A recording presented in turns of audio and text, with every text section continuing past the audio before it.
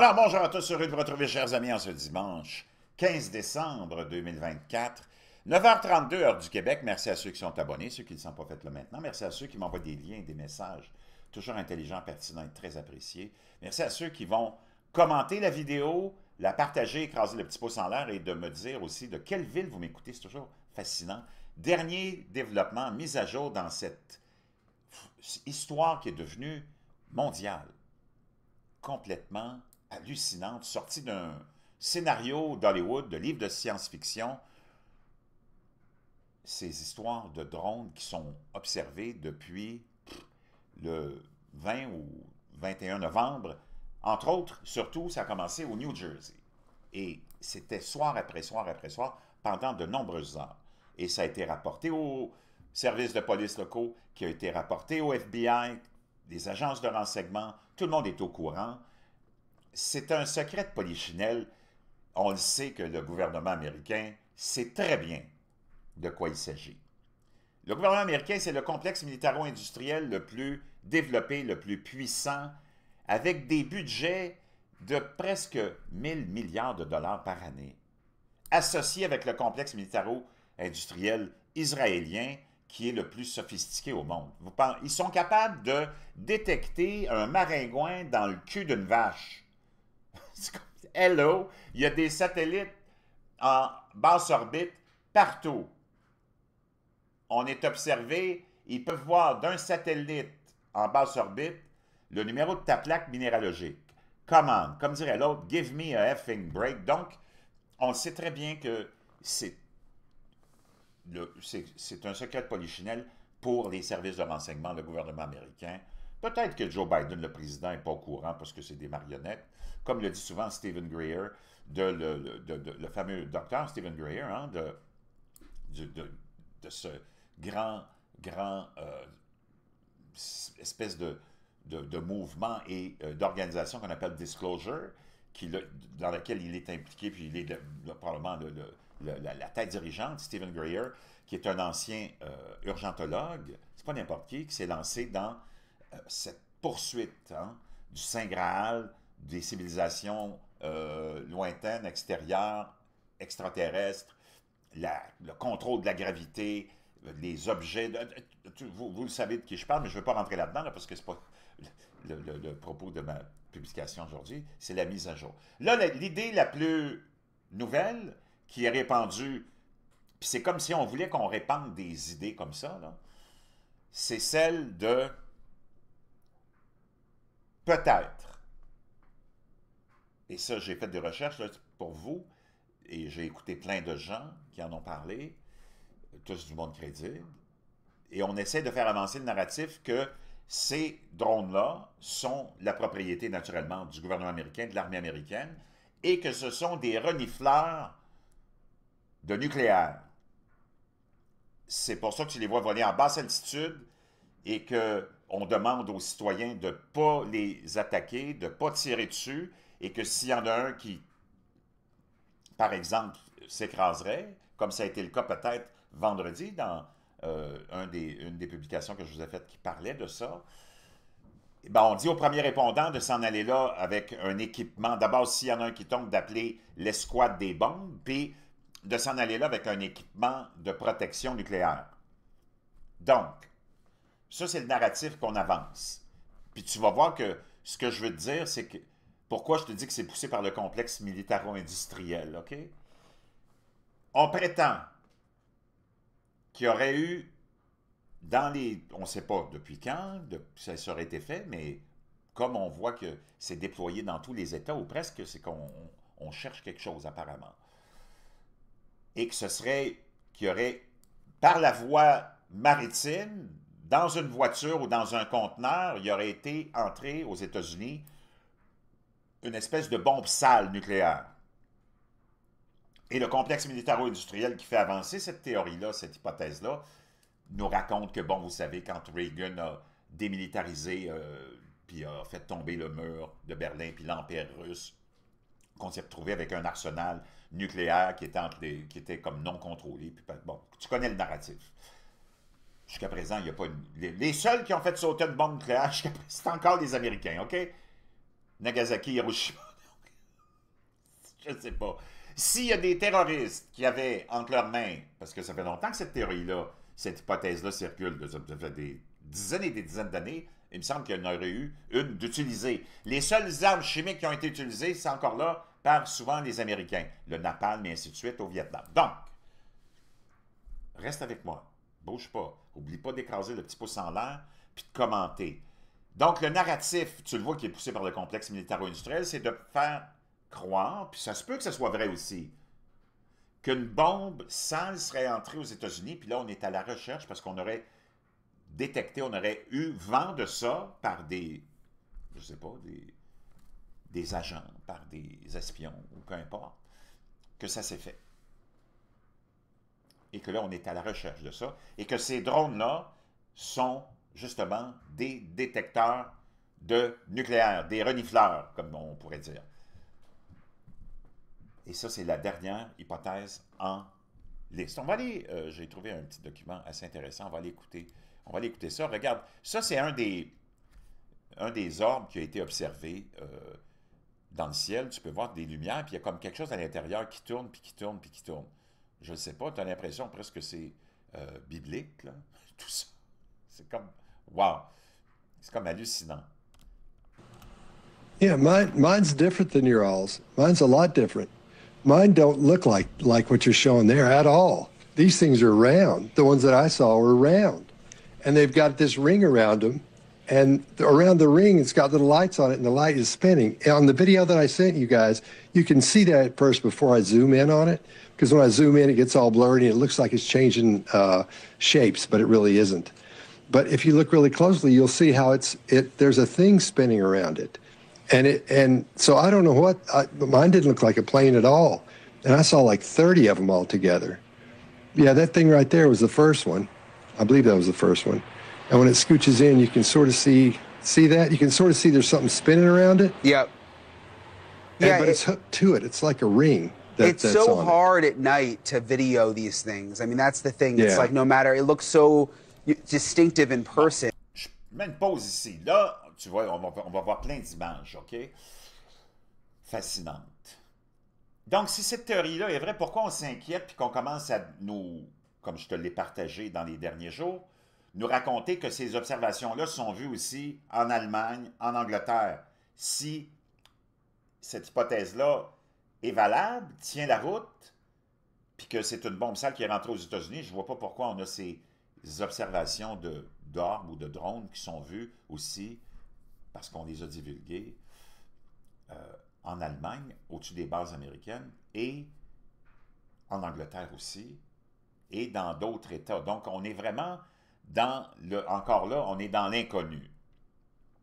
Et là, on veut pousser l'idée, dans cette idée-là, pourquoi je te dis que c'est le complexe militaro-industriel qui pousse cette idée-là, ou cette hypothèse-là, si elle est valable, puis elle peut l'être aussi. Et on pense que c'est les Russes, via Al-Qaïda, qui feraient et poseraient l'attaque aux États-Unis.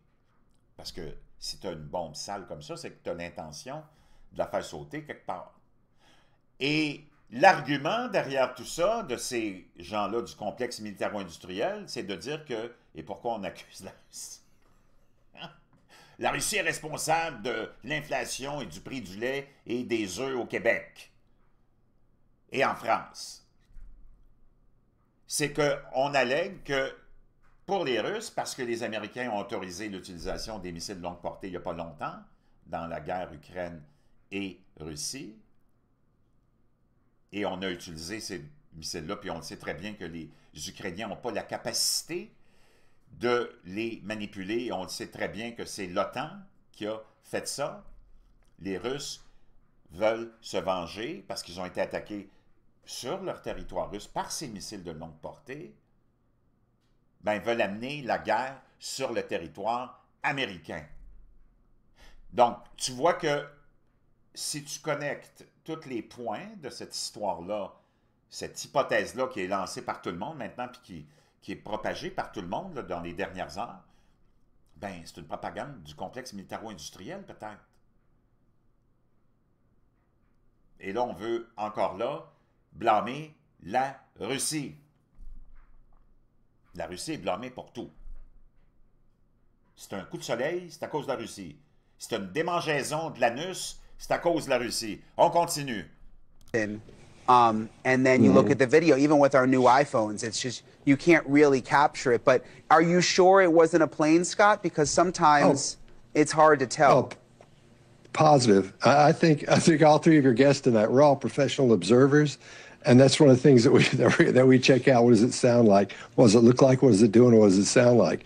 And that had no sound. Donc, est-ce qu'on est dans une rencontre de troisième type en ce moment? Est-ce qu'il est en train de se déployer quelque chose, que ce soit de nos dirigeants dans ce fameux projet qui existe depuis des décennies, qui a été cité par le complexe médiatique comme étant une conspiration, le fameux projet Bluebeam, dont Ronald Reagan, je te rappellerai, a fait allusion, un peu indirectement, il y a plusieurs années, quand il était président, aux Nations Unies. Je te ramène ça encore parce qu'il me semble que c'est d'actualité. In our obsession with antagonisms of the moment, dans notre obsession avec les antagonismes, nos différences en ce moment, we often forget how much unites all the members of humanity. On oublie comment tous les membres de l'humanité, on est unis. Perhaps we need some outside universal threat. Probablement qu'on a besoin d'une menace universelle extraterrestre to make us recognize this common bond. Pour nous faire reconnaître ces liens universels qu'on a entre nous, les humains.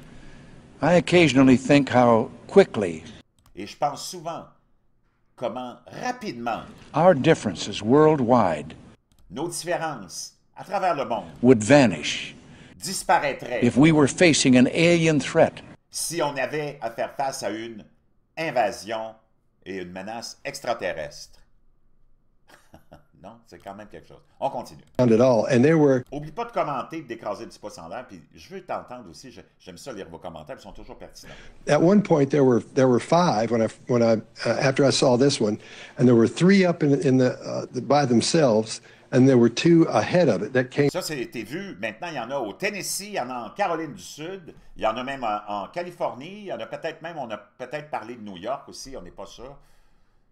Donc, on serait à la recherche, ben, c'est comme vraiment chercher, même pas une aiguille, là, c'est comme chercher un grain de sable dans des centaines de milliers de bottes de foin. Il y aurait juste un grain de sable, puis il faut que tu fouilles dans des centaines de milliers de bottes de foin. Je ne sais pas si c'est crédible, mais ça peut l'être aussi. Tout est possible. That came past those. And then as they went on, the other 3 started following that one. Then they split up. And then I got video of where there's one there in different sections of the front yard and the backyard. You could see them through the trees. But these were completely different than what you guys were seeing.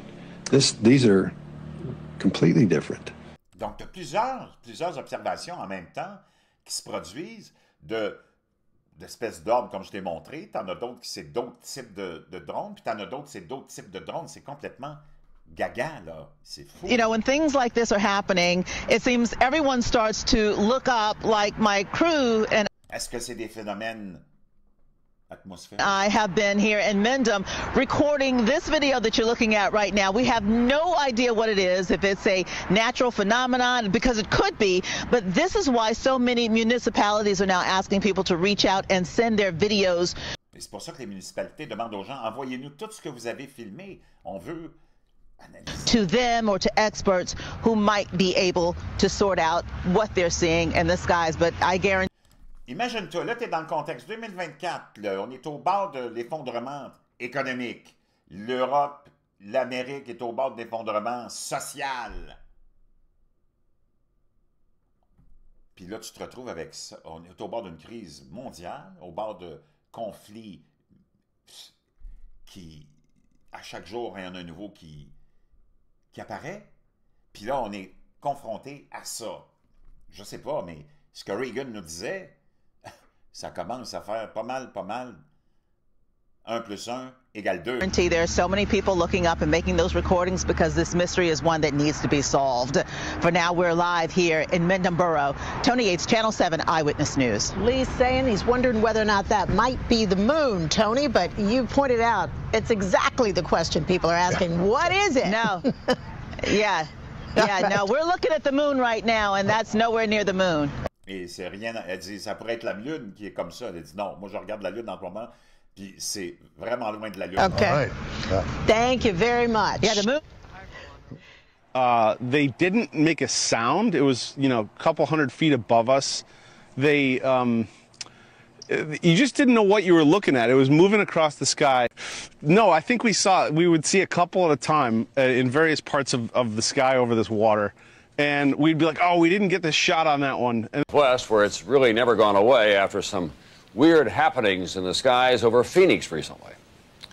And here's Là, on remonte dans le temps. On est dans les années, probablement, peut-être fin 80. NBC's Robert. On est peut-être dans les années 80, d'après moi. On va l'écouter. C'est pas nouveau. C'est vraiment pas nouveau, tout ça. One of several home videos recorded that night last March. A few say they saw the lights as far as 100 miles north of Phoenix. Many more saw them over the city or to the south. It was the evening of March 13th, 1997. People across Arizona, especially here in the valley, reported seeing a silent, miles-long V-shaped group of lights gliding quietly overhead. Was it a military mission? Donc ça, c'était il y a 20... On parle ici... Aujourd'hui, nous rappelle ou marque le 26e anniversaire du fameux événement de Phoenix, des Light Events. On va aller ensemble sur Google. Je vais essayer de voir ça. Qu'est-ce que c'était exactement?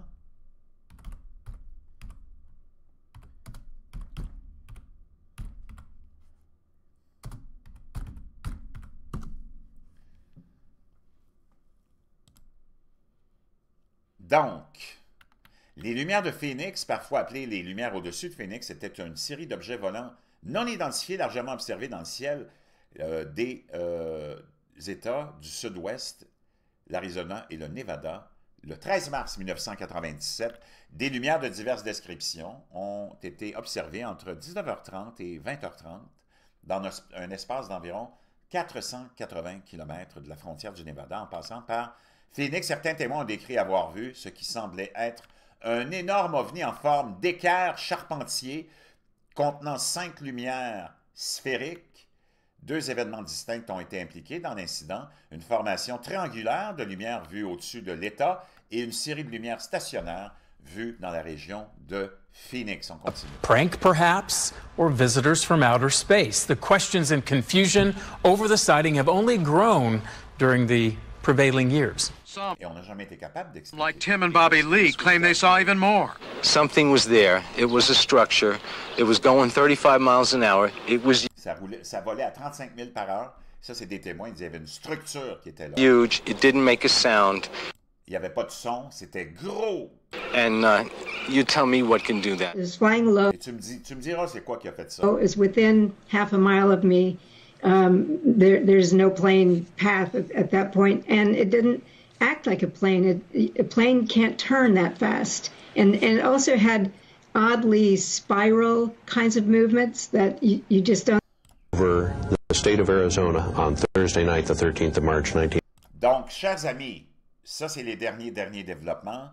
Je ne sais pas ce qui est en train de se produire, de se passer. On arrive à une conclusion dans cette histoire-là bientôt. Est-ce que ça sera une conclusion dramatique? C'est possible.